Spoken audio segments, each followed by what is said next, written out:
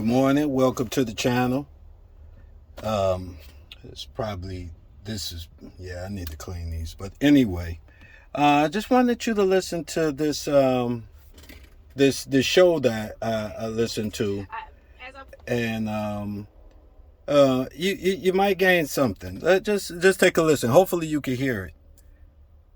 Was saying just a moment ago, we had been talking about the importance of recognizing that you got to try sort of energy. The you got to try kind of spirit is important, because a lot of times we will stop ourselves from doing a thing because the thing we want to try to do seems really, really hard. And so we have in years past spent months talking about the importance of failure and how we should treasure failure, because failure is a necessary ingredient to the success that we seek. And that's a difficult thing, especially for us as Americans, to take in, because the idea of failing often feels like it's a slight against our identity, right? Like when we're failures, or when we fail at something, we can sometimes take on the identity of a failure, as opposed to seeing the failure as something that we simply use to learn and to take us further down the path of our life's purpose.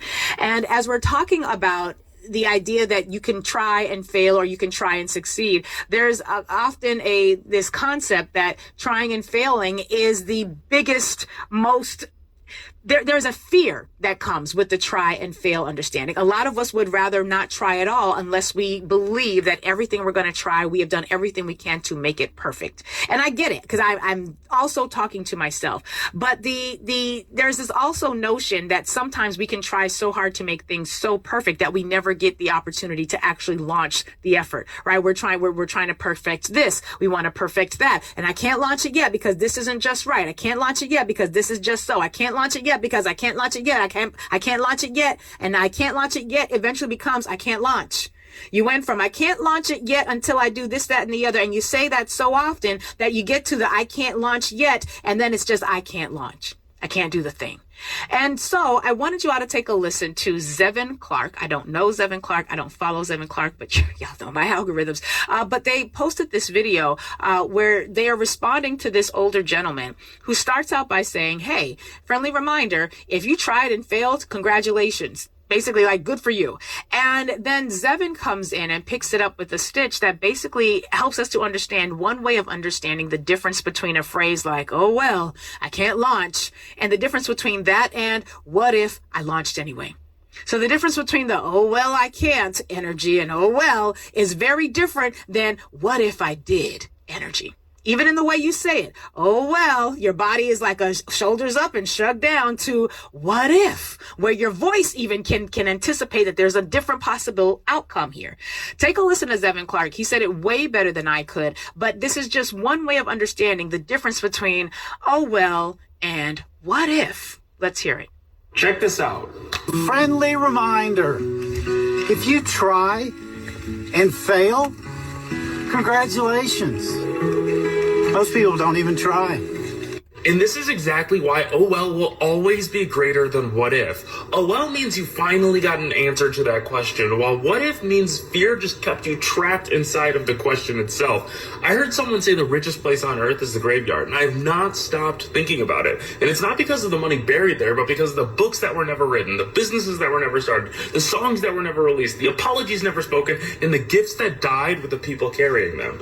Fear does not always ruin your life loudly. Sometimes it just keeps rescheduling it. It tells you to wait until you're ready, but ready is often fear asking for more time. One day becomes next week becomes next year. Eventually, later, it becomes never. Failure gives you information, while rejection gives you direction. But hesitation, it gives you nothing except another question. So choose the life you occasionally say, oh well, because unused potential does not disappear, it gets buried. Unused potential does not disappear. It gets buried. And he said something that we've been talking about for years. Failure is insight. It is data. It is information. But if you are in a track where you find yourself saying, oh, well, a whole lot more than what if, then I need you. This is specifically for you. And by you, I mean me. I mean us. I mean we together. Because they're so right. There is a point at which, if you are a perfectionist, which I have been accused credibly of being, it is not me who accused me of being a perfectionist, but people who know me very well and who know what they're talking about. I am a perfectionist. I notice this a lot because my daughter replicates a lot of what I do. And I'm like, ooh, where'd you get that from? Yeah, it's a whole thing. It's a whole thing.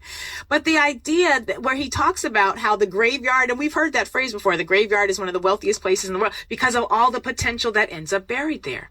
A lot of us are waiting for the perfect moment, the perfect opportunity, the perfect business relationship, the perfect email, the perfect connection, the perfect entry point. And quite frankly, the perfecting of that and the waiting for the perfecting is the step, is all the things that he talks about, that's just giving you more time, more time, more time. That's allowing your oh well to win.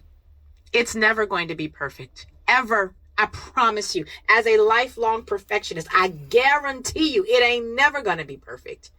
But what if you launched anyway? Now, could you fail? Of course. But what did we learn about failure? It is a necessary ingredient for success. So as you fail, remember that you are learning what it is that you're going to need for the next round of effort.